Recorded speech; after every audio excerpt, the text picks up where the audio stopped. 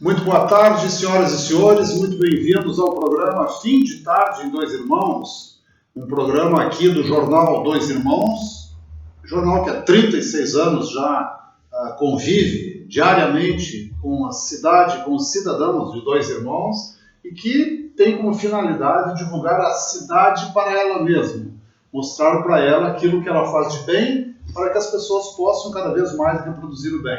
Esse programa, o programa Fim de Tarde de Dois Irmãos, é patrocinado pelo Jornal Dois Irmãos. Quando a pessoa assina o Jornal Dois Irmãos, ela nos dá a possibilidade de termos um espaço bacana aqui para entrevistarmos pessoas queridas da nossa cidade e que contribuem com o seu trabalho para que essa cidade seja cada vez mais aquela cidade dos nossos sonhos. Ela já é a cidade dos nossos sonhos, nós somos apaixonados por ela. Mas cada vez mais nós temos que ir semeando sonhos, semeando esperanças. Então, quando nós entrevistamos as pessoas aqui, nós fazemos isso em nome do Jornal Dois Irmãos. Por isso é tão importante as pessoas que estão nos assistindo fazerem a assinatura do Jornal Dois Irmãos, porque é a assinatura do Jornal Dois Irmãos que garante esse espaço aqui. Hoje, nós temos a grande satisfação, como jornal, como empresa de comunicação, de trazer aqui uma das pessoas mais importantes no convívio da nossa cidade em vários aspectos. Mas, pessoalmente, eu trago aqui hoje, tenho a grande honra de trazer aqui um dos homens que foi meu incentivador, sem saber, né?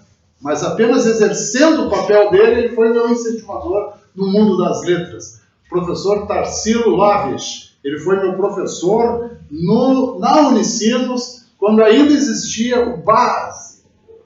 E nós tínhamos, eu ia fazer lá na época, não jornalismo foi depois, mas antes eu ia fazer Direito, Faculdade de Ciências Jurídicas e Sociais, e no fazer o básico eu coloquei português. E quando eu coloquei português, eu encontrei o professor Tarsilo Laves. E foi tão impressionante, porque o ensinamento dele ali, a cobrança afetiva que ele sempre fazia com as pessoas ali, fez com que me despertasse cada vez mais o gosto pela língua portuguesa e pela forma com que se deve uma pessoa se manifestar, tanto escrita como oralmente. Sr. Tarsilo Laves, o senhor não imagina a satisfação que eu tive quando eu soube que o senhor vinha morar em Dois Irmãos anos atrás, né? E eu digo, nossa, o mundo está se juntando de novo com pessoas boas. Bem-vindo ao programa, Sr. Tarsilo. Muito obrigado, Alain. Para mim também é uma alegria muito grande estar aqui, participar do programa e também conviver esses momentos agradáveis com um ex-aluno meu, como o Alain disse há pouco.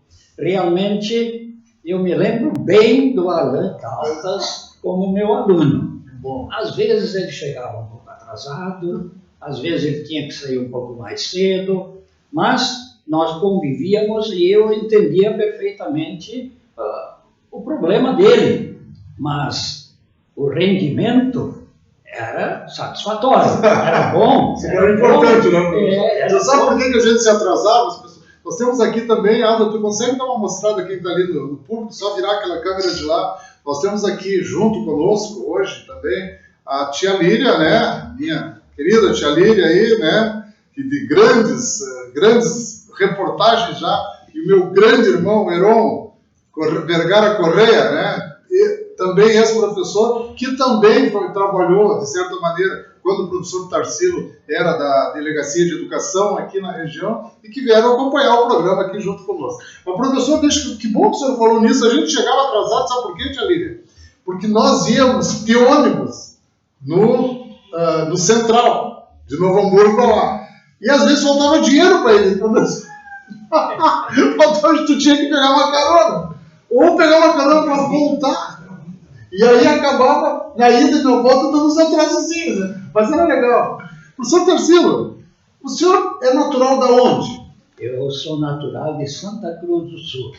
Santa Cruz do Sul, bem no interior do município. Linha Boa Vista. Lá meu pai era agricultor. E lá eu nasci e nós somos 8 irmãos, 8 filhos. Sim. E, a princípio, a minha vida era dura, porque lá a infraestrutura, naquela época, há 88 anos atrás, era uma infraestrutura bastante precária. Mas cresci lá até os 12 anos, não nem tanto, 9 anos. E aí o pai se mudou para a cidade com o objetivo de dar ensino para os seus filhos. E realmente isso aconteceu. 8 irmãos? 8. Você? Alguns estudaram mais, outros estudaram menos, mas todos tiveram a chance de, pelo menos, fazer o ensino atualmente primeiro e segundo grau. E eu tive a oportunidade de fazer curso superior. E me lembro bem, naquela época nós tínhamos lá em Santa Cruz do Sul o Colégio São Luís, dos Irmãos Maristas. E lá eu estudei durante alguns anos. E depois... Somos todos maristas, né? Eu também estudei no Colégio São Luís em Vacaria, né? Eu tenho muito mais de influência dos jesuítas, porque lá, então, apareceu lá, a paróquia de Santa Cruz do Sul era dirigida pelos padres jesuítas. E lá, um padre chamado Padre Darup, me lembro bem, Darup, da Alemanha, veio visitar família, etc. Ele era um recrutador vocacional. Opa! E aí, conversa vai, conversa vem, e lá pelas tantas eu resolvi ir para o seminário, os padres jesuítas. E aí eu fui para Salvador do Sul, estudei Salvador do Sul, depois Aparecido de Novo, São Leopoldo, com os padres jesuítas. Daí que começa a sua sólida formação, então, né? Os jesuítas não são fáceis, né? Eram pegados, né? Aquela disciplina, a organização na vida. Isso eu trouxe dos jesuítas. Mas lá pelas tantas eu cheguei à conclusão, e também conversando com o superior e tudo, que não era por aí o meu caminho. E aí, então, eu comecei a minha vida profissional como professor. Como professor, mas chegou a formar-se lá? Eu cheguei a fazer a faculdade de filosofia. Fez filosofia. Filosofia eu completei, e dentro dos estudos dos jesuítas, tem um período, depois que a gente ingressa na ordem, onde que se chama juniorado, onde se faz o estudo de letras. Latim, português e grego. Eu estudei bastante grego na minha vida, né? E o grego é uma das bases, e o latim, então, bases da língua portuguesa. E por isso, depois, eu fiz o curso de letras clássicas. Hoje em dia, a estrutura dos cursos superiores é diferente, mas na época havia letras clássicas, neolatinas e anglo-germânicas. Eram 3 cursos de letras. Letras clássicas era português, latim e grego. E se estudava, professor, isso? Se estudava. O senhor ainda lembra de alguma coisa em grego? Anapoi ene musa politro convola malapola. Que maravilha isso! Isso aí é o início. Que maravilha isso! Do livro da Eneida. Imagina, né? Eu li grego, mas em português, né? Grego. Que maravilha isso! Então, o senhor estudava ao mesmo tempo português, latim e grego. Sim. E estudava com grego, força, então, o professor chega a lembrar ainda isso. Nós chegamos na época a ler, latim, o curso de filosofia entre os jesuítas. As aulas principais eram dadas na língua latina. Nós falávamos o latim. Que maravilha. Professor, é verdade que o latim é como se fosse... Porque eu não estudei latim, né? Sim. A minha escola, Padre Efrem, em Vacaria, minha escola primária, né? O símbolo era Labor Omnia Vis. Só o trabalho para tudo riqueza. Então, ali a coisa era pegada, né? Mas eu não estudei latim. Mas é verdade que o latim ele é como se fosse uma academia de musculação mental, que a pessoa aprende a pensar muito mais fortemente quando estuda em latim, professor. Sim, porque o latim é uma língua muito sintética. A função das palavras, ela é mostrada através da terminação, se chamam as declinações. Então, se era o objeto direto, tinha uma terminação. Se dizia uma circunstância, uma junta verbal, tinha outra terminação. Se era o sujeito, tinha outra terminação. Sim. E aí, o latim, então, é uma língua sintética que quase não usa preposições, muito poucas preposições. Então, que falta que faz isso, né? Que falta que faz isso. Língua, e o grego também. Nós chegamos a ler, na época, na faculdade, a Anábase, o Xenofonte, livro histórico escrito em grego. O senhor chegou, como estudante de filosofia, a absorver alguma coisa de Platão, de Sócrates, de Aristóteles, dessa turma? Em grego ainda, professor? Não, isso nós estudávamos em língua portuguesa. Em língua portuguesa. Em língua portuguesa. Porque eu estava vendo que Santo Agostinho, né, que também, o meu santo é Santo Agostinho, né? Eu adoro Santo Agostinho, eu acho ele um espetáculo, né? E ele era um homem de uma formação semelhante a essa que eu tinha, e ele conseguia ler os grandes filósofos na língua grega, né? Isso fez com que ele se tornasse aquela coisa genial que ele tinha lá. Então o senhor estudou diretamente isso. Em que ano foi isso? O senhor está com 88, o senhor nasceu em 41? 31. Em 31, desculpa, 31. Perdão, levantei 10 anos aqui. Bom, depois que eu saí da ordem, eu comecei em 1959 a minha vida profissional em São Leopoldo. Sim. O senhor já veio para cá? Eu saí de Salvador do Sul. Saí de Salvador do Sul. Primeiro Boa Vista, Santa Cruz, e aí Salvador do Sul. E Salvador já direto para o seminário. Apareci Novo, onde fiz esses estudos humanísticos. Sim. E depois o curso de filosofia eu fiz em São Leopoldo. Não Unicinos já? Na época era ainda lá no Cristo Rei. No Cristo Rei. Cristo Rei, que era uma faculdade jesuítica só. Sim. Só eu fui aluno da primeira turma da faculdade que deu origem ao Unicinos. Que maravilha. Em que ano foi isso, professor?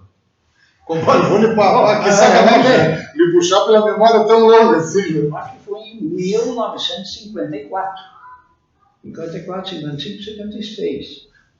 O 53. 53. Eu já estava no segundo ano de filosofia quando foi oficializado o curso de filosofia e foram aceitos também alunos de fora, alunos leigos. Sim. Então nós, no segundo ano, fizemos as disciplinas, recapitulamos as disciplinas, fizemos as provas do primeiro ano e aí oficializamos o curso. Quer dizer que quando eu saí, eu tinha o curso oficial.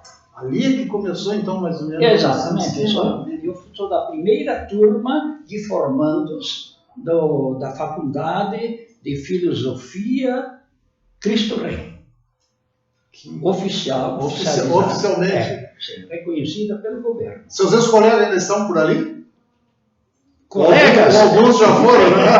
Alguns já foram. Não, eu tenho um colega aí, o professor Luma, de Porto Alegre. Luma, que maravilha. Sabe que quando eu estudei no Unicinos, com que alegria a gente estudava no ensino, né? Nós tínhamos aquela faculdade, e eu convivi com o Padre Roque Lausch, com aquela turma toda, porque eu era sempre muito envolvido ali, né?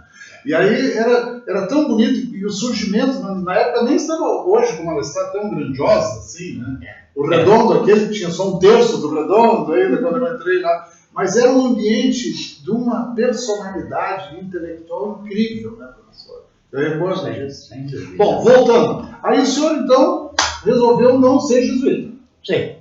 E aí, como eu já tinha o curso de filosofia, eu tinha fundamentos. E durante a formação dos jesuítas, tem um período que eles chamam de magistério. Portanto, são 3 anos de atividades. Eu, no caso, fui professor. Fui ser professor lá em Salvador do Sul. Voltou para casa. Voltei para lá, só que, como eu não tinha curso superior de letras, e eu era professor de português, naquela época, o Ministério da Educação proporcionava cursos de férias de maneira intensiva, 8 horas de aula por dia, para a gente conseguir registro de professor. Então eu fui fazer O intensivo. Comecei a fazer o intensivo, foi lá em Anarec, Caxias do Sul. E foi um curso assim para bastantes professores, Sim. que eram leigos que não tinham curso superior. Então, com isso, eu ganhei um registro de provisório de professor de português. Eu lecionei português. E aí, então, quando eu saí, eu comecei a lecionar no Colégio São Luís, no Colégio São José, em São Leopoldo, no mês de março. 2 colégios? Os 2 colégios. 2 colégios. Eu lecionei História pelo curso de Filosofia e lecionei Português, porque eu tinha um registro. Sim. Só que aí eu me matriculei e entrei na faculdade, fazendo letras clássicas. Aí que o senhor foi fazer a letras clássicas. Estudando português, latim e grego. O outro fazia letras anglo-germânicas. Era português, inglês e alemão. E outros faziam letras neolatinas. Eram as línguas derivadas do latim. Era latim, português, espanhol, francês. Como era mais complexo, né? E italiano. E que complexo que era, né? E se estudava a língua e a literatura. Nossa, era como... Hoje é tudo englobado, professor. Como é que funciona? Hoje alguém pode querer só ser professor de português. Sim. Então faz as disciplinas correspondentes. E professor de inglês. Eu acho que português e inglês, eu acho que português sempre vai junto. Eu realmente não sei como é que é a estrutura atual. Mas o aluno tem um currículo e o aluno, então, faz as disciplinas correspondentes. E a sua vida foi avançando como professor. E aí, o senhor, que idade o senhor estava mais ou menos nesse período? 20 anos, 22 anos? 23? Não, eu já quando eu comecei a minha carreira de magistério mesmo, eu já estava com 27 anos. Já estava com 27 anos. 27 anos. Morando em São Leopoldo. Morando em São Leopoldo. Já morando em São Leopoldo. Já tinha casado naquele período, professor? Eu casei em 97. Não, eu casei depois do 2º ano. Depois do 2º ano. Mais ou menos naquele período já estava casado. E o senhor tem um filho, né? Que é muito nosso, sempre o primeiro casamento. Ele é polícia rodoviária federal, né? Só tem 4 filhos. Que bacana, né? E o senhor, quando casado, morava em São Leopoldo? Toda a minha vida profissional foi em São Leopoldo. Aí o senhor seguiu como professor ali? Professor. E aí, então, já na metade do ano, eu consegui ingressar no magistério estadual, no Colégio Estadual Professor Pedro Schneider. Naquela época era um ginásio noturno de São Leopoldo. Onde fica o Pedro Schneider em São Leopoldo? Ele fica lá pertinho do fórum, na quadra anterior, na Rua São Caetano. Por ali. Sei mais ou menos onde é que é isso. Exatamente. Muita gente de 2 irmãos ia estudar em São Leopoldo, né, professor? Olha, o Colégio Estadual Professor Pedro Schneider, na época, nessa época, eu ingressei quando era ginásio noturno. Sim. E depois se transformou, houve unificação entre 1º e o 2º grau. E aí se transferiu para o prédio novo. Na minha época, aí eu já era diretor. Isso foi em 1970. Em 70 o senhor chegou à direção da escola do Pedro Schneider. Pedro Schneider, exatamente. Era uma escola grande? Bastante alunos? Olha, na época nós tínhamos 1.900 e tantos alunos. Nossa! Já era uma imensidão, né?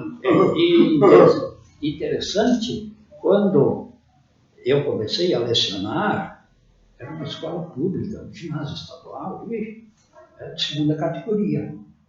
Mesmo? Lá iam quem não podia pagar, ou então quem era expulso dos colégios particulares. Essa era a fama. Mas eu me lembro que em 1964 assumiu como diretor o professor Siegfried. Esse professor, assim, começou a botar ordem no colégio, disciplina. Sim.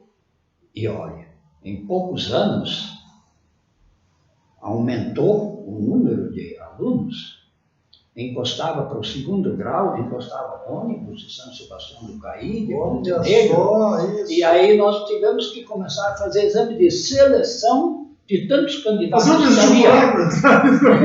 exatamente. E professor, isso é legal ouvir, porque às vezes as pessoas olham para um país ou para um estado e acham que não tem mais solução. Mas tem, né? Tem. Colocou ordem no negócio, colocou sistema, métodos, as coisas voltam a funcionar. Isso aqui é um exemplo. Realmente os professores eram professores que assumiam isso a sua profissão. E eu, como professor, sempre tive na minha cabeça, o magistério é uma profissão, mas acima de tudo é uma vocação. Tem que ser vocacional. Para mim, muitas profissões lidam com números, com matéria. Muito bem, se incomoda, pega uma máquina, tira no chão, quebrou-se, bota uma nova, pronto. Agora, quem lida com pessoas humanas tem uma responsabilidade muito maior. Se eu, pelo meu exemplo, pelo meu trabalho, eu causo um prejuízo na formação de alguém, isso pode ser para toda a vida.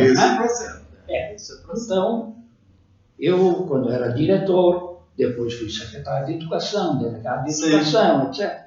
Eu sempre na minha vida tinha como norma isso aí. E também eu, como professor, nos cargos de chefia, eu pregava isso.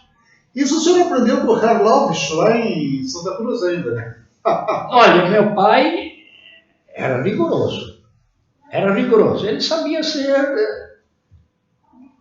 ter momentos de bondade, mas a mãe era que dava um jeitinho. A doçura ali da mamãe. A mãe não tinha mais argumentos, a mãe dizia: olha, que eu vou contar para o papai, hein?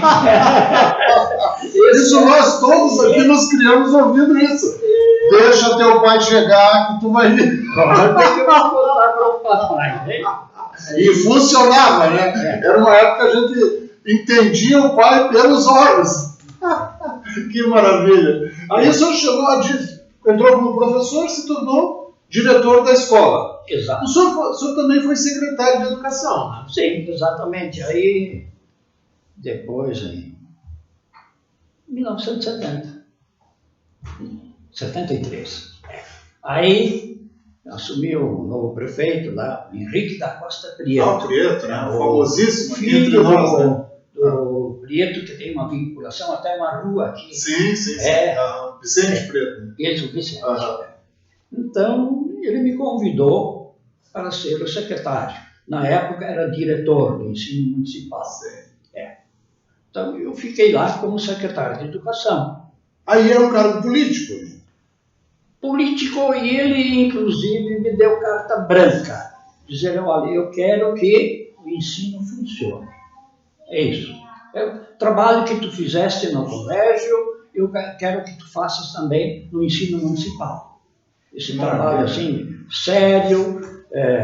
Claro que tem ingerências políticas. Sim, faz parte, né? Mas uma coisa eu aprendi. A gente, na vida, precisa ter critérios. Isso também, um dia, chegou o deputado Roberto Cardona. Sim, grande amigo. O senhor fala de pessoas que eram amigas nossas todas aqui. Quando eu era delegado de Educação, ele me dizia, olha, eu sou político, sou deputado. O pessoal vem pedir. Eu mando os pedidos para ti.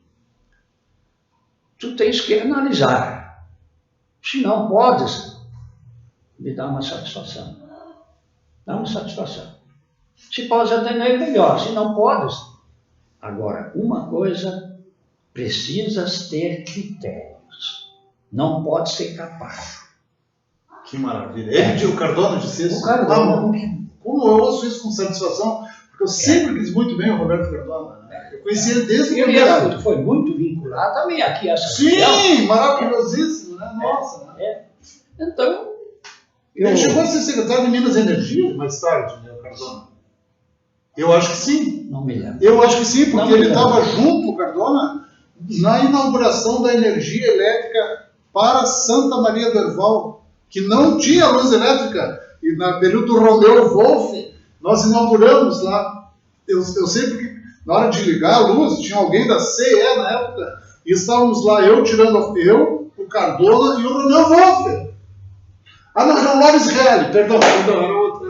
Não era o Cardona eu conhecia também, mas achei que era o Lawrence Reale. Então, o professor Iaí só foi secretário de Educação durante o governo do Prieto ali. Quando? 4 anos? Não, eu não cheguei a completar. Sim. Porque nesse meio tempo, o governo do Estado me chamou. Mas chamou pelo seguinte, assumiu o governo Simval Guazelli. Sim. E aí o professor Ayrton Vargas era secretário de Educação, e ele então entrou em contato com Henrique Prieto para ele dar uma dica para quem é que poderia ser o delegado de Educação de São Leopoldo. Que abrangia qual área, professor? Uma área, na época eram 15 municípios, hoje são mais de 30, somos 35 mais ou menos. Também não tinha tantos municípios. São Leopoldo, Novo Hamburgo, aqui Campo Bom, Sapiranga, Taquara, Igrejinha, Três Coroas. E é por tudo isso. Aqui por cima até Feliz, Salvador do Sul, Poço das Antas, Montenegro, Portão, tudo que fica dentro dessa área era abrangente. Que é a segunda né? A segunda delegacia de Educação. Hoje em dia é coordenadoria. Coordenadoria. Mas era a delegacia de Educação, eu lembro. Aí eu fui, por indicação do Henrique Prieto, eu fui nomeado delegado de Educação. E lá eu fiquei por 8 anos. Herói. Porque na história, não dura tanto. Na história não tem. Esse é um cargo que não se dura tanto. Mas então, no governo do Simval Guazelli e do Amaral de Souza. Eu fiquei lá. E no começo do governador Jair Soares. E fiquei trabalhando no ensino. Mas se eu lhe perguntar se era difícil ser da Secretaria de Educação, eu quero lhe contar uma história. Eu nasci numa cidade chamada Vacaria. Sim. E a casa do lado da minha tinha um senhor chamado Simval Guazelli. Eu brincava com as filhas do Simval Guazelli, nós éramos pequenininhos, né? Sim. E o Simval Guazelli era uma pessoa espetacular. Espetacular. Nós brincávamos lá que tem Guazelli de todos os tipos. Mas o Simval era diferenciado. Uma pessoa diferenciada. E aí eu tive a chance, passado-se o tempo, as crianças crescem, né? O senhor deve ter visto isso aí. Quando cresceu, a figura cresceu, tu não sabe mais quem é, né? Tu não sabe, a pessoa tá lá, pô, mas de quem é que é filho essa figura? E aí o tempo andou. E o Simval Guazelli foi governador, passou o cargo pro doutor Amaral, e teve lá, o tempo andou, e ele veio a ser vice do Pedro Simão. E quando ele foi vice do Pedro Simão, o Simão saiu para concorrer ao Senado na época, e ele assumiu o governo do Estado de Simval. E eu era diretor da Associação dos Jornais do Interior do Rio Grande do Sul, a JORE, famosa, uma associação muito importante.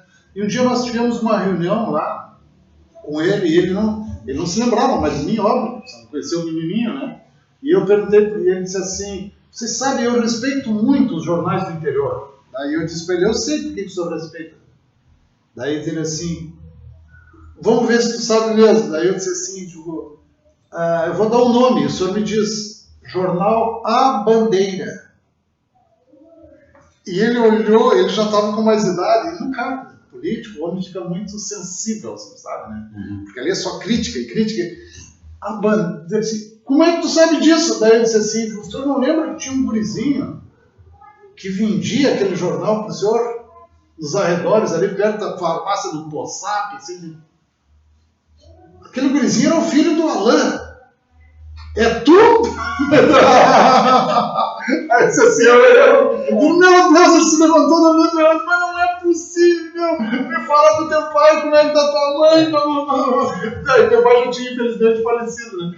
Aí eu fiquei, digo, não, assim, então Silval, o senhor fala das pessoas que nós conhecemos aqui, né? Bom, saindo do flashback aqui, voltamos aqui pro programa do senhor. Aí o senhor assumiu como secretário de delegado de educação. Qual é a dificuldade do delegado de educação e qual é o que é mais difícil na delegacia de educação? Bom, na época foi feita a descentralização. Quer dizer, o delegado de educação, se ele queria virar de pernas para o ar, as escolas e tudo, até que chegasse em Porto Alegre já tinha feito. Porque o contrato dos professores, a nomeação dos professores, a designação para as escolas, as transferências, isso era tudo feito através da delegacia. Tudo centralizado. Não por Porto Alegre. E apenas as coisas eram encaminhadas para o devido registro. Mas eram feitas aqui. Então, quase uma monarquia ali. Senhor feudal ali do negócio. Então, diretamente eu era responsável pelas escolas estaduais, a administração das escolas estaduais, que realmente se cumprisse o calendário, que houvesse qualidade de ensino, que as escolas tivessem os professores necessários, o controle para a utilização dos recursos humanos. Tudo isso era atribuição do delegado, da delegacia. Sim. O delegado, claro, é o responsável, mas tem uma equipe de trabalho. A delegacia já era naquele redondo ali? Exatamente. E nós também, a nível desse sistema, nós éramos também responsáveis pelas escolas particulares e pelas escolas municipais, a nível desse sistema, né? Então, a supervisão. Você estava trabalhando? Então, eu me lembro bem que nós tínhamos uma integração muito grande com os municípios. Porque, para atingir, nós tínhamos, a nível de delegacia, encontros periódicos com todos os secretários municipais de educação, em forma de rodízio. Então, um mês era aqui, Dois Irmãos, outro depois de Sapiranga. Assim, vocês vinham aqui, no caso? Vocês vinham nos lugares? A equipe diretiva e técnica da segunda delegacia vinha participar. Então, o primeiro momento era da delegacia, onde se davam todas as orientações a nível de sistema, cumprimento das normas e novas leis, determinações. E depois também se fazia questão de visitar, o município fazia questão de mostrar para nós o que eles faziam em educação. Então era um dia inteiro de trabalho no município. Então me lembro perfeitamente aqui em Dois Irmãos. Que ano era isso? Isso foi mais ou menos. Só ficou 8 1985, 75 até 83. Já tínhamos aí o Norberto Ribner, que era prefeito aqui. Primeiro prefeito, Justino Filho. Justino? Sim, não, mas... Depois, o Ribner. O Ribner. O primeiro cara, o Justino foi 2 vezes, né? Agora eu já me perdi na contagem, então o Justino foi 2 vezes. Então você chegou a trabalhar com o Justino. No período ainda era o Justino. Sim. E depois entrou o Norberto Ribner. E o começo... Eu não recordo quem era o secretário de Educação. Osório. Era o professor Osório. Exatamente, Osório Schneider. O Osório era do Romeu, mas eu não sabia. Ele foi do professor? Não, ele foi já. Ele foi do Ribner também? E também do... Sim, também do Justino. Aqui tem uma tradição de deixar o secretário de Educação longamente, né? A Hilária ficou 20 anos secretário de Educação.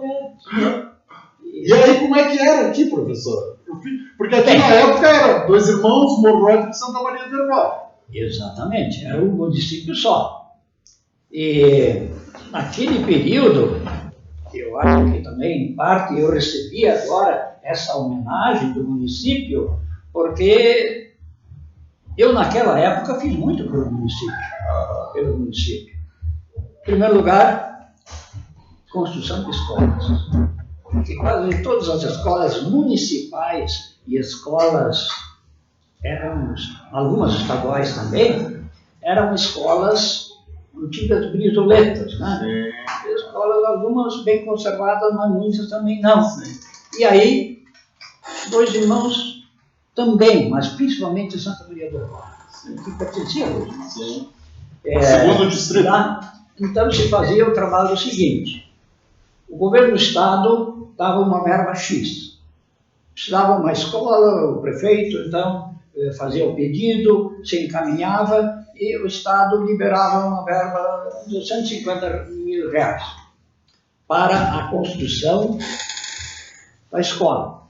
O prefeito assumia a construção e muitas vezes a comunidade participava com mão de obra, etc. Nosso voluntariado, né? O que gerou a alma de Dois Irmãos. Né? E isso foi uma das grandes características como diretor de escola, como secretário de educação e como delegado de educação. Incentivo aos círculos de pais e mestres. Maravilha. A escola integrada na comunidade e a comunidade participando da escola. Professor Tarcísio, que é o que funciona, né? É o que funciona. Nós temos aqui um programa às quartas-feiras de educação e nós sempre falamos aqui, não tem como fazer educação sem as famílias, junto com a escola, né? Senão não funciona. Então o senhor incentivava esse tipo de coisa. E como é que era a resposta aqui, Dois Irmãos? Muito grande. Aqui em Dois Irmãos, o espírito comunitário, isso vem da tradição dos imigrantes. Isso fundado aqui, os fundadores disso, né? Que coisa linda isso que você está dizendo aqui. Nós sempre defendemos a questão do voluntariado aqui, porque as pessoas que trabalham para a cidade voluntariamente, elas acabam se apropriando da cidade. E a cidade é como se fosse a casa delas. Daí as pessoas vão cuidar melhor da cidade. Eu me lembro também que aqui em Dois Irmãos... Mas o senhor trabalhava com o Osório, deixa eu só lhe perguntar. Trabalhava com o professor Osório, maravilha. Pá, que pena, se eu soubesse, teria convidado o Osório para vir aqui hoje. Trabalhava com o Osório. E os professores aqui do interior, o senhor lembra de algum deles, assim? Porque tinha um grupo de professores lá no Bugaberg, lá em cima. E nós... A Valida lá no Padre Eterno Ives. Nossa, nós temos um grupo de professores que se reúne anualmente. Os antigos professores de Dois Irmãos. Né? De Dois Irmãos, mas Dois Irmãos, Santo Maria do Rosário e Mororoita. Agora, no dia 5 de outubro, vai ser o encontro lá em Santa Maria do Rosário. Eu vou ver se eu vou, porque eu conheço todos aqueles professores antigos. Quando eu cheguei aqui, era eu. E o senhor participa daquele encontro? Quando possível. Mas que maravilha isso. Faço parte desse grupo. Eu tenho pessoas ali maravilhosas. Os professores foram muito importantes na implantação do jornal Dois Irmãos, que o jornal ia para o interior. E como é que tu ia entregar o jornal no interior? Nós fazíamos o seguinte, nós deixávamos nos professores, os professores entregavam os alunos entregavam os pais. Era assim que funcionava. Então eu acabei conhecendo 100% dos professores. Nós tínhamos um relacionamento maravilhoso com os professores. E o senhor ficou até como secretário delegado de educação, o senhor ficou 8 anos. Então. 8 anos. 2 governos cheios. 2 governos cheios. E o início de um outro.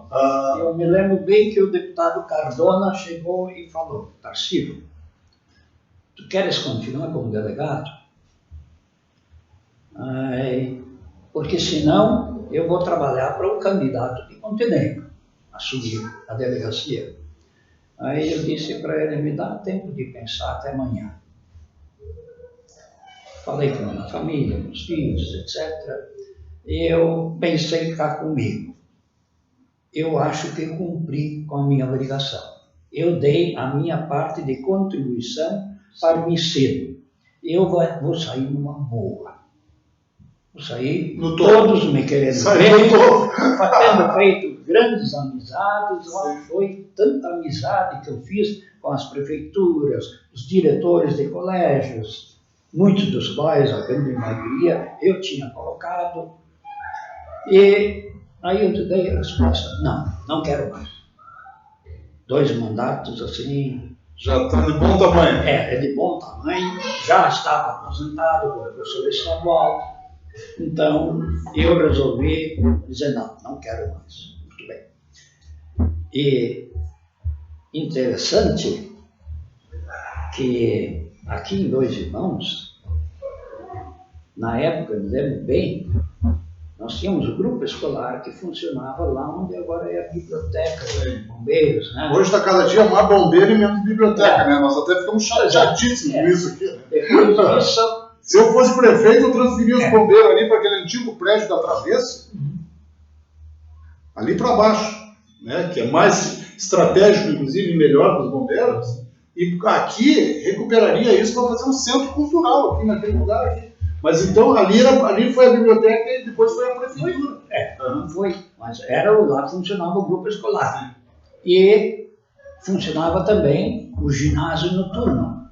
No próprio grupo? Não, eu acho que no início sim. O ginásio depois foi construído o prédio onde agora o 10 de setembro. Onde é o 10 de setembro. Também tinha aqui na frente, só que não conheceu. Eu acho que isso não é do seu tempo. Não. Eu tinha aqui na frente ali, tu vai lembrar. Né? Lembra aqui na frente, tinha do lado do jornal aqui. Esquina com a São Miguel com a Avenida Becker. Eu era delegado de educação quando foi inaugurado o prédio do 10 de setembro. Aí foi inaugurado, depois houve a transferência do ginásio, foi implantado lá. O grupo também foi transferido, porque o ginásio funcionava de noite e o grupo de dia. Depois, então, gradualmente, houve a unificação das duas escolas. Houve a unificação. Sim. E o prédio lá ficou ocioso. Sim. Aí eu me lembro bem, o prefeito da época, acho que era o Justino ainda. Que ano mais ou menos? Foi do... Reveli, acho. Não. Ainda do Justino? Eu me lembro bem que era o secretário Ayrton Vargas. Sim. E então entraram com um pedido de doação do prédio. Na época, eu dei um despacho favorável para que o prédio, que estava construído em cima de um terreno do município, e o terreno nunca tinha sido legalizado. Então, na realidade, foi feito o pedido ao secretário de Educação, e o secretário de Educação perguntou o parecer do delegado. Eu dei o despacho favorável que o Estado não tinha mais utilidade. E aí foi doado para a prefeitura, e a prefeitura, então, foi implantada a prefeitura lá. Sim. E depois, então, teve a sua história. Daí o mundo andou. Nós tivemos aqui, quando o professor Osório veio a Dois Irmãos, veio aqui no programa, tempo já, ele falou da dificuldade que nós tínhamos de ter o segundo grau aqui, né, em Dois Irmãos. Porque os alunos faziam o ginásio, concluíam o ginásio e paravam de estudar. Né? Paravam porque, para estudar, teriam que ir ou a Novo São Leopoldo, ou a Novo Hamburgo, aliás, ou talvez, acho que Sapiranga, alguma outra coisa, eu não recordo exatamente o que ele disse. E ele disse da batalha que era para conseguir ter, na época, o segundo grau, né? Hoje é ensino médio, né, que as pessoas falam, né? Mas na época, ele contou dessa história de como... O senhor estava nesse período também ali, professor? Exatamente. Foi na minha época que foi montado o processo. Tem que se montar um processo e a escola tem que ser autorizada pelo Conselho Estadual de Educação. Sim. E dentro da nossa estrutura, da segunda Delegacia de Educação, nós tínhamos os nossos representantes nos municípios. Nós chamamos de coordenador, supervisores. E esses supervisores se reuniam semanalmente, às quartas-feiras, tinham reunião na segunda Delegacia de Educação, todos os municípios. E aí, no turno da manhã, era formação. Estudo da legislação, etc. No turno da tarde, eles traziam os problemas das escolas para serem resolvidos internamente nos diversos setores. E a nossa supervisora aqui era a professora Eliana Volta. Ah, A professora Eliana Volta. querida Eliana, né? Aqui junto conosco ainda, Uma né? profissional. O maior sentimento que eu tenho foi a morte do prefeito Romeu, né? Um homem, estava falando para o Heron, que está aqui junto conosco, um homem que era de uma genialidade assim, maravilhosa. Eliana está aí, querida. E aí, então, foi montado o processo e a Eliana, junto com o Osório, fizeram todos os dados e tinha que montar, inclusive, um laboratório para mostrar que tinha condições. Então, foi montado o processo e ele foi aprovado. Voltou para fazer alguma coisa. Sim. E depois, então, foi, na minha época, eu tive o prazer de estar aqui. O senhor estava nessa. Só isso já merece o troféu Baumschmerz. Representar o secretário de Educação na inauguração da escola e a primeira diretora que eu coloquei lá foi a professora Eliana. Merecidamente, né? Merecidamente. Que maravilha isso. Foi. Mas e que bom lá no Colégio das Irmãs. Sim, era durante um tempo. Até que depois foi feito onde hoje é o Afonso Wolff, né? Aqui. Ficou, acho que a tia Lília vai lembrar, ficou ali, acho que uns 2 anos pronto aquilo, e não passava o colégio para lá. Até que finalmente se passou para lá. E foi uma decisão maravilhosa. Hoje a escola tem 1.400 alunos, eu acho. Uma coisa assim. Professor, nesse seu somando aí tudo, dá o quê? Uns 40 anos de educação já? Mais. Eu depois que saí da Delegacia de Educação, eu já trabalhava na Unicino. Sim. Daí o senhor fui professor. Foi pro topo da carreira. Aí foi pro topo da carreira. E aí continuei lecionando e depois, durante 4 mandatos do professor Aloysio Bonan como reitor, eu fui o chefe de gabinete dele. O senhor foi o chefe de que? Durante... O Aloysio Bonan deu a maior lição de humildade que nós tivemos. Porque o Aloysio Bonan, reitor, respeitadíssimo, de uma universidade do tamanho da Unicinos, quando saiu do cargo, foi ser capelão no Hospital Regina. Quando eu soube disso, eu quase me levantei e bati continência apostólica. Digo, não, porque um homem tem que saber, digamos assim, o tamanho dele diante do Criador. E aquilo ali foi uma coisa tão linda do professor Aloysio Bonan. Nossa, com que satisfação o senhor conta isso aqui, eu fico vendo. Trabalhei diretamente com ele. Professor, tem muita universidade por aí, mas a nossa é a Unicino. A nossa é a Unicino, não tem acordo. Né? Eu digo para você, olha, sem demérito para ninguém, mas a nossa universidade é a Unicino. Né? Então, eu trabalhei até os 70 anos. Quando, em setembro, eu completei 70 anos, fui até o fim do ano ainda, e aí eu me lembro bem que houve uma festa assim, de despedida, reitoria presente, amigos, professores, e aí alguém perguntou, e agora, professor? E agora? Digo, e agora? Eu vou continuar a viver a minha vida. E eu me preparei para esse momento. Agora eu vou viajar. E olha, nós fizemos quantas viagens para a Alemanha, Europa, Israel. Quando você disse, o que eu vou fazer agora? Eu vou casar com a tia Lília. Agora eu vou casar com a tia Lília. Isso. E vou ter tempo para ler, vou ter tempo para me dedicar mais à comunidade, que eu sempre participei principalmente a comunidade religiosa da Igreja Católica, pastorais. E ainda continua pastoral da educação. Pastoral. Eu vejo sempre lá. Eu ainda tenho um tempinho. Eu gosto de lazer, cultivar a minha horta. Hoje fui almoçar com meu filho, André, em Novo Hamburgo. Nós também seguimos os passos do pai, que é professor, diretor do Liberato. Então, levei um sacolão de verduras para eles. Isso é um prazer. Só horta aqui na casa, né? Sim. Só horta aqui na casa. Nosso terreno aqui tem 50 metros de fundo. É A parte da frente são as flores da tia Lídia. E a parte dos fundos, eu tenho que cuidar para não avançar. As flores não irem para dentro da horta. Nós temos espaço para árvores frutíferas e também para as verduras. Que maravilha. Professor Tarsilo, 88 anos e essa lucidez incrível com que o senhor nos narra seu tempo, não só o tempo passado, mas o tempo presente, né? O que é muito importante. Né? Porque às vezes a pessoa lembra muito o passado, mas não o presente. Mas o senhor tem essa lucidez incrível. Assim.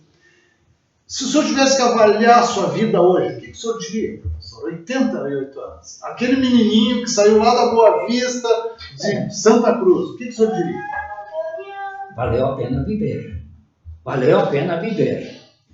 Foram anos de sacrifícios, de incertezas. Aqueles anos de formação com os jesuítas foram muito bons. Me deram um substrato para a minha personalidade, mas também anos de dúvida sobre a minha vocação. E tomar uma decisão naquela época, que se estava numa congregação, numa ordem religiosa, quando a gente saía, isso não era o normal, né? Então eu tive que tomar aquela decisão. E isso é o foro íntimo, né? Isso é o foro lá íntimo. dentro. Agora, uma das grandes coisas na minha vida é exatamente a minha formação religiosa. Então, a minha fé, a crença que eu tenho em Deus, e Deus para mim, na concepção mais bem atualizada, é um Pai de bondade, é um Pai bondoso, é um Pai misericordioso, que cuida de nós, que cuida da nossa vida, né? E eu quero dizer, valeu a pena viver, passar por dificuldades. Eu perdi a minha primeira esposa de uma forma trágica. O senhor teve uma tragédia, realmente? Foi num assalto, né, professor? Foi. Foi algo semelhante assim? Ela foi assassinada. Nossa Senhora. Foi. De uma forma... Não, eu hoje teria condições de contar em todos os pormenores, porque eu fiz um tratamento psicológico com o Padre Chiru. Ah, mesmo? Sim.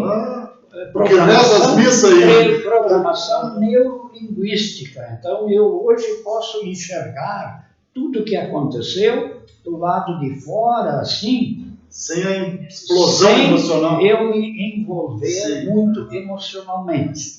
Mas se eu contasse todos os pormenores que aconteceram, seria de horrorizar. Mas, para mim, é uma página virada.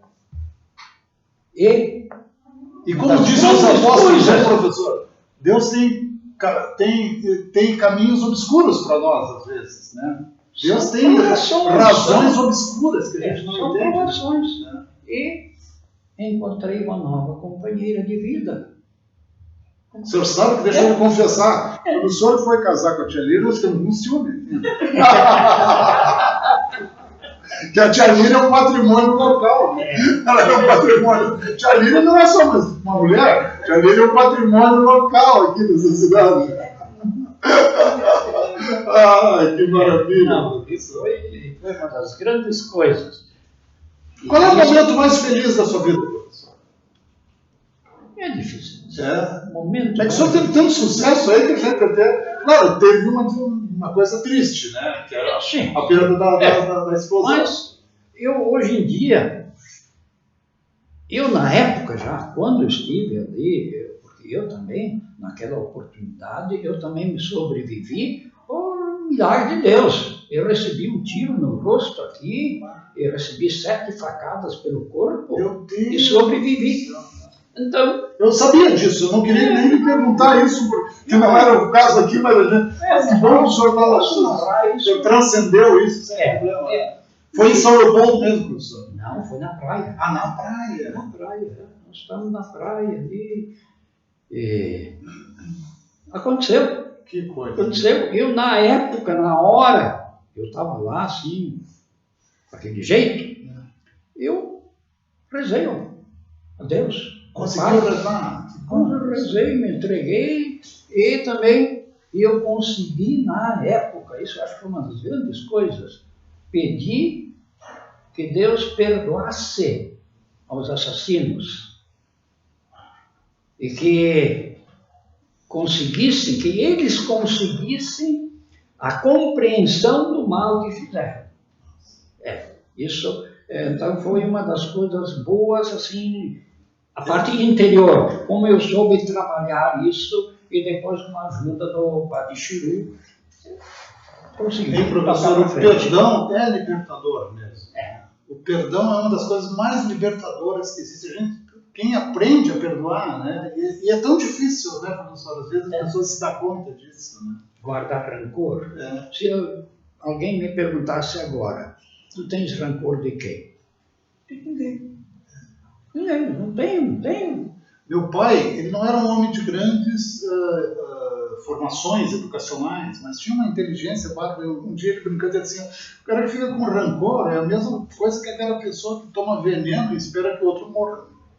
Entendeu? O rancor ele mata a ti mesmo, né? Então vai com calma aí, tenta se sobrepor ao rancor e se tornar uma pessoa maior. Bom, o senhor teve vários momentos na vida, né? Sim. E o senhor imaginava que ia morar em Dois Irmãos algum dia, né? Não. Depois que eu casei com a Líria, sim. Porque aí, durante alguns anos, a Líria também trabalhava na Unicinos, na época. E então nós tínhamos nos casamos e eu ainda estava trabalhando lá, a Líria também, e aí então nós tínhamos 2 moradias. Em São Leopoldo tinha um apartamento e a casa aqui. E depois então que nós transferimos. Para que pagar 2 IPTU, né? Não tem o menor sentido. Mas agora me veio na cabeça, nós estamos indo quase no fim do programa. Quando o senhor ficou, que perdeu a esposa, os filhos tinham que idade, professor? Já eram, vamos dizer, adultos. Já, bom, então tá. Já eram adultos, já praticamente casados. Não sei se você passou, eu deveria lhe perguntar isso, desculpe tocar nesse assunto, mas me passou, então já estavam mais criados. E aí, então, quando eu comecei a namorar... Quando é que foi esse caso, professor? Vamos fazer. Como é que foi isso aqui? Vamos contar essa história. É uma história bem interessante.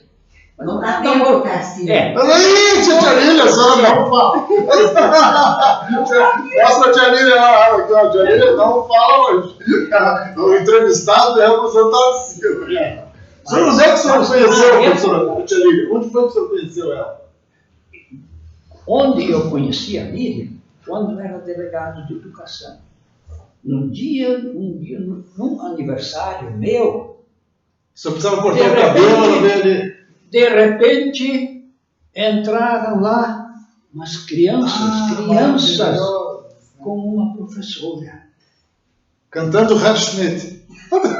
A professora e 2 irmãos, Líria, Lúcia, Moira. Ali eu conheci, mas tudo bem. Conheci, ali eu conheci realmente. Profissionalmente. Vi a primeira vez, tá? E depois quando ela veio trabalhar lá no Unicinos, aí inclusive houve uma promoção, encontro de grupos de todo o Brasil. E eu fazia parte da comissão, o Padre Chiru, que era o coordenador, a Lília também integrou essa comissão, e eu representava o reitor da comissão, a Unicinos, né, o reitor. O Bono? Padre Bono, né? E aí, então, a gente se conheceu mais, mas como colegas da universidade. Depois, então, quando eu estava fazendo aquele tratamento, o Padre Chiru, aí o Padre Chiru até pensou, quem sabe o Tarcísio agora chegou o momento de ele retomar aquela vocação de ser padre. Não, eu tinha na época 50 e... 64. 60 e poucos anos. Assessoria ali. Assessoria ali funciona. E aí, ele me perguntou, como é que tu te sentes? Como é que tu te sentes? Eu me sinto assim, meio perdido, assim, meio sozinho. Isso aí. Meio sozinho. Então, vamos procurar encontrar uma nova companheira de vida e tu vai casar de novo. Bom, e aí, bom, vamos tratar muito claro. mas Sim, ele fez a meia cancha para nos aproximar. Santo Antônio foi o Patiru. Patiru. Foi, Patiru. Ele fez a meia cancha, eu me lembro bem. Eles estavam tão insistindo que a gente fosse, tá? O primeiro encontro, nós tínhamos um dia então jantar de noite. Mas peraí, o senhor já tinha levado a flechada do anjinho, aquele do coração, não? Não, ainda não. Ainda não. O senhor não é um romântico, então. Olha. Eu acho que o senhor é um romântico. Mas fomos jantar lá em São Leopoldo e conversando assim. Ali disse, olha, eu já tenho minha vida, já tenho minha decisão, amigo, ótimo, mas mais que isso não. Falei, galera, do beijo. Mais que isso não. Mas. Tia Lília estava viúva há quantos anos já naquele período? 6 anos. 7 anos. E a gente foi, se conversou mais vezes, algumas vezes, né? Se encontrou. E lá pelas tantas aí, alguma coisa começou a bater lá dentro do coração dela. O Cupido flechou o outro. O Cupido é genial, né? Eu acho que não tem nada como o Cupido. E aí, então, se eu não telefonava assim, ela já ficava meio ansiosa, né? Isso. E aí começou um momento que a gente achou por bom, vamos namorar, vamos. Que maravilha isso, que maravilha. Aí então, meus filhos. Sim. O pai queria bem aos meus filhos e queria que realmente houvesse uma aceitação. Integração ali. Integração. E aí então, comuniquei para meus filhos, olha, assim, eu quero refazer a minha vida, eu não quero ser um peso para vocês, eu não. Agora, eu quero ser pai de vocês, etc., mas eu vou. Estou namorando, encontrei uma companheira e pretendo futuramente casar. Ficaram muito enciumados? Eles então, aí, marquei um dia, um encontro em casa. Tinha uma casa lá na Rua Bento Gonçalves e digo, hoje então eu vou me apresentar para vocês. Bom, claro, para eles isso foi um sentimento. Sim. Os filhos não tem qualquer. A perda da mãe pesava no coração. Da forma trágica como foi, né? E assim repentina, isso foi algo difícil de eles assimilarem. Mas graças a Deus, nós conseguimos unir duas famílias numa grande família, onde hoje em dia os filhos da Lídia querem bem. A mim, então, fantástico. Eles me consideram como um pai. Que bom. E os meus filhos também consideram a Lídia assim como uma mãe. Que beleza. Não que ela seja suficiente. Sim. Não, mas tem querem, porque isso não existe. Mas querem bem. Nós convivemos em harmonia. Nos encontramos aqui, por exemplo, nós, mais ou menos uma vez por mês. O almoço é lá em casa. Um bom churrasco, uma boa sobremesa. A Lídia faz aquele pudim espetacular. Mais algumas coisas. E aí nós convivemos. Filhos, netos. Bisnetos. Agora Bisnetos, nós somos bisnetos. Bisnetos. E está eufórico também. Professor Tarsilo, olha, eu quero lhe fazer um super agradecimento pela sua participação aqui, porque o senhor, como eu disse no início do programa, né, entrevistar o senhor, para mim, é como eu recuar no tempo, lá para 1981, quando eu entrei naquele básico da Unicinos, que eu, pessoalmente, acho que nunca deveriam ter tirado aquele básico da Unicinos. Aquelas cadeiras iniciais fazia a porta de acesso, a porta de entrada da pessoa na universidade e começava a levar o aluno para um mundo que é um laboratório de conhecimento, de encontros, de debates, de cultura, né? Então, me entrevistar hoje, eu lhe vejo no primeiro dia. Eu quero que eu diga para o senhor, eu quero fazer um agradecimento, porque eu acho que a primeira palavra, a primeira forma de falar alemão que eu aprendi na vida foi com o senhor. O senhor nos recomendou ler um livro, A Ferro e Fogo. Josué de Guimarães. Que trabalhou no mesmo lugar que eu, trabalhava no mesmo lugar que eu, que era a empresa Caldas Júnior. E tinha lá no livro, e eu não sabia dizer a palavra, um tal de um Herr, né, que eu dizia Grundling. E o senhor leu e dizia assim, esse é o Herr Grundling. E eu olhei aquilo, foi como se eu tivesse nascido para o mundo.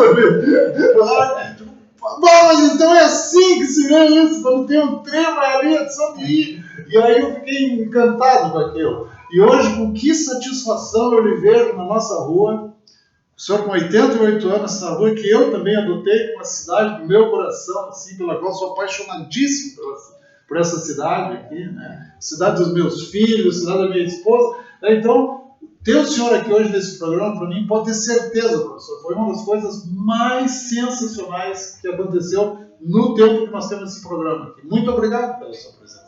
Olha, para mim também foi uma satisfação, né? Uma grande satisfação, e eu me sinto muito bem aqui em Dois Irmãos. Que bom. Me sinto muito bem, realmente, e se Deus quiser, ainda pretendo viver uns bons anos com saúde, alegria no coração,